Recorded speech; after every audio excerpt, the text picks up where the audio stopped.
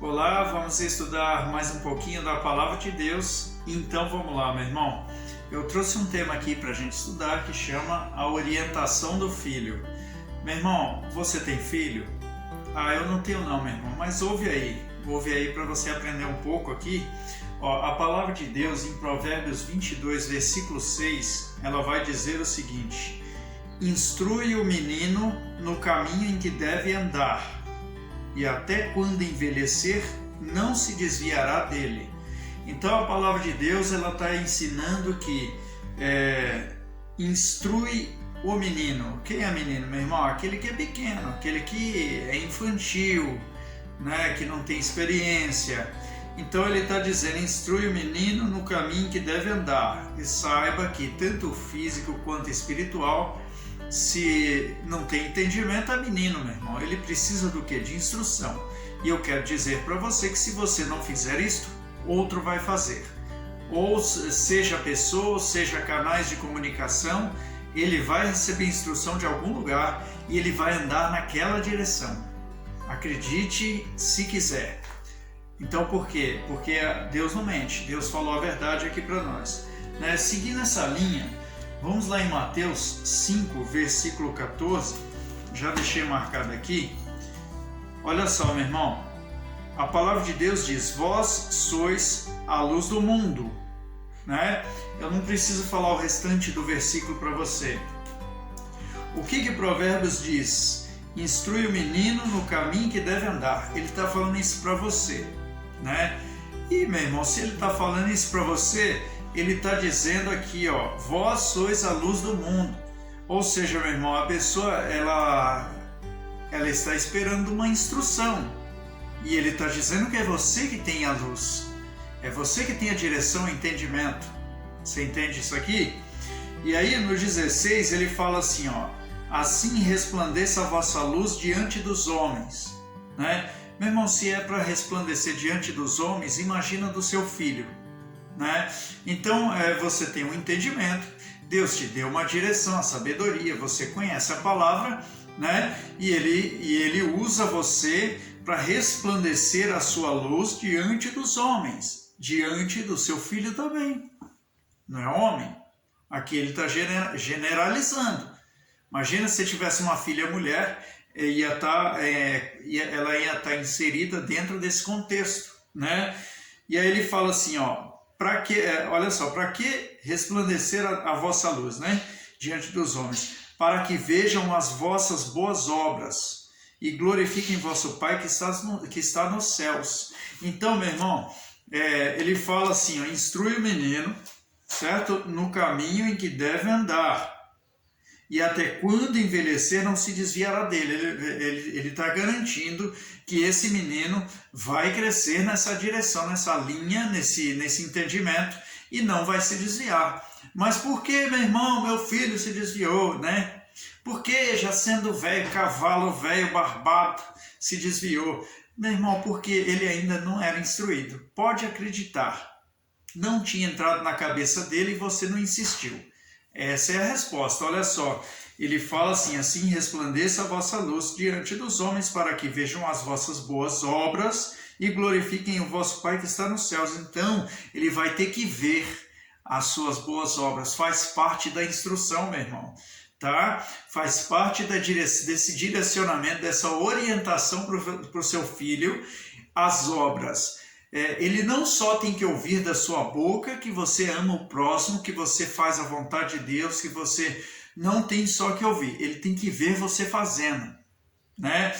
Mas como assim? Não estou entendendo, irmão. Eu te explico, meu irmão. Eu te explico. João 11, versículo 7. Então pula para cá, em João 11, e olha só a direção que Deus está dando para nós hoje. Versículo 7, foi um fato ocorrido com Jesus, em que o amigo dele, um dos melhores amigos dele, Lázaro, né? Todo mundo conhece a história, ele morreu e Jesus chegou depois de 4 dias, né? E aí o que acontece? No meio do caminho, os discípulos o interrogaram, talvez porque eles não estavam entendendo, por que o mestre não voltou para curar Lázaro enquanto estava enfermo, né? Por que o mestre não volta logo? É urgente, diz que ele estava enfermo, de cama, morrendo, moribundo, e o mestre não voltou. Então eles, cheios de dúvida, interrogaram ele, né? E aí, o que acontece? Versículo 7. Depois disso, disse aos seus discípulos: vamos outra vez para a Judéia. E olha só a dúvida deles. Disseram-lhe os discípulos: Rabi, ainda agora os judeus procuravam apedrejar-te e tornas para lá? O fato é que, ao invés de voltar correndo para curar Lázaro, ele quis ir para a Judéia. Então Jesus respondeu no 9: não há 12 horas no dia? Se alguém andar de dia, não tropeça, porque vê a luz desse mundo. O que ele estava dizendo, meu irmão? O que a palavra diz? Assim resplandeça a vossa luz.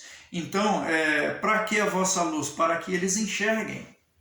Então Jesus está explicando isso aqui. Não há 12 horas no dia, é só andar de dia. É só andar na luz. É só andar na direção certa.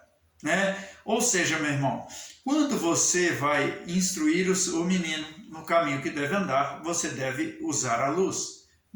E vale a pena lembrar dos Salmos, se eu não me engano, Salmo 119, depois eu posso postar aqui, Ele diz: lâmpada para os meus pés é a tua palavra e luz para o meu caminho. Meu irmão, Jesus estava ensinando a estes discípulos, presta atenção, que eles deveriam andar na luz. Mas era Jesus que estava ensinando. O que eu quero dizer com isto? Da mesma forma que ele te ensina agora a instruir o seu menino no caminho que deve andar, Jesus estava instruindo esses meninos. Simples assim. Pedro não era convertido ainda. Por que a gente põe na nossa cabeça: não vou falar porque não é convertido, aí se desvia, aí não quer saber do caminho. Então, se você não fala, não tem instrução, ele não anda na tua luz, meu irmão. Ele não faz aquilo que você almejava que ele fizesse. Exatamente dessa forma. Mas veja que Jesus não só falava, ele também fazia.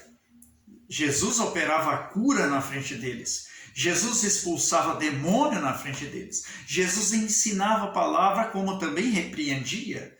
E aqui no caso destes meninos, na verdade, ele fala: se alguém andar de dia, não tropeça, porque vê a luz deste mundo. Aí no 10 ele diz: mas se andar de noite, tropeça, porque nele não há luz. Então, como eu vou instruir meu filho? Na luz. Na luz, que é a palavra de Deus, no entendimento do Senhor. E ainda mais, eu tenho mais para te dizer. Jesus ensinava os filhos, certo? Os discípulos eram filhos espirituais dele. E naquela caminhada, meu irmão, Jesus também corrigia. Um dia Jesus pegou os seus 70 discípulos e disse uma palavra dura. E eles não aguentaram e caíram fora e sobraram 12. Estes 12 discípulos que ficaram, que eu quero dizer para você, em várias situações, em várias circunstâncias, Jesus deu neles um corretivo, certo? E um deles foi chamando eles de incrédulos, por causa do menino que estava endemoniado, eles não puderam expulsar.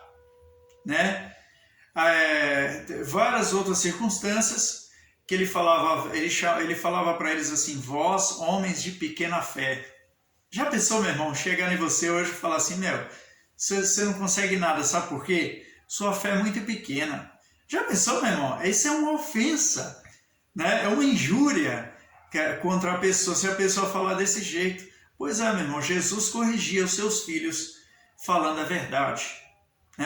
Só que ele tinha ali ele tinha uma moral para corrigir. Hoje talvez a gente não tenha moral para corrigir porque a gente não faz o que Jesus fazia. A gente não expulsa demônio, a gente não ora pelo enfermo, a gente não intercede, não se consagra durante uma noite inteira que nem ele fez, que nem ele fazia. Jesus, meu irmão, às vezes a gente fica com dó de corrigir o nosso filho, de falar para ele da palavra de Deus, de chamar ele no grau mesmo e dar um corretivo. A gente às vezes fica com dó, né, meu irmão? Eu falo para você, não faça isso. Né? Jesus não tinha essa história, não. Teve um episódio que ele multiplicou os pães e os peixes. Sabe quantos dias eles estavam acompanhando Jesus? Meu irmão, 3 dias que eles não bebiam, não comiam nada. Sabe o que é isso, meu irmão? Você sabe o que é isso? Mas Jesus teve moral para dar para eles de comer. Jesus teve moral, meu irmão. Né? Por que a gente não faz hoje? Por que a gente não instrui o menino hoje? Né? A gente não faz, meu irmão, o que Jesus fazia. A gente não multiplica os pães e peixes, a gente não anda sobre as águas, a gente não levanta o coxo, né? Então, por que a gente fica sem moral para fazer? E aí fica com dó do menino. Aí fala, não vou ensinar, não vou falar porque né, ele vai se borrar todo, né? Não vou dizer. Meu irmão, a gente tem que perder esse negócio. Voltemos lá a João. Olha só, meu irmão, a gente tem que parar com isso. A gente tem que parar com essa nossa coisa de pai babão, tá? É João 5, versículo 16. Ele fala assim, resplandeça a vossa luz diante dos homens, para que vejam as vossas boas obras. Hein? Se você não fizer isso, meu querido, então pode esquecer, seu filho vai envelhecer e vai desviar. Ele não vai permanecer no caminho. Né? Para que glorifiquem o vosso Pai que está nos céus. É para isso, meu irmão. Então não adianta a gente pegar hoje e ficar com dó deles, ficar com medo de falar.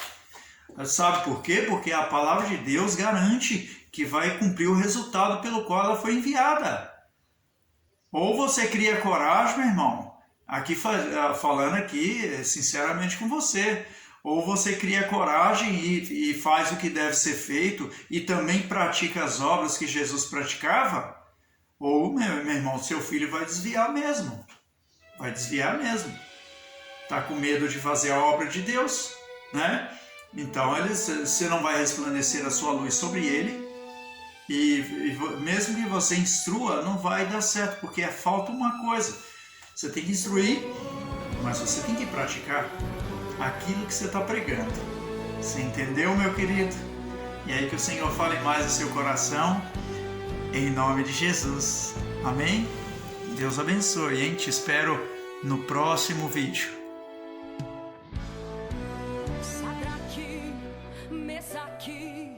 Por dentro minha alma chora, sei que é a hora de Deus nos provar.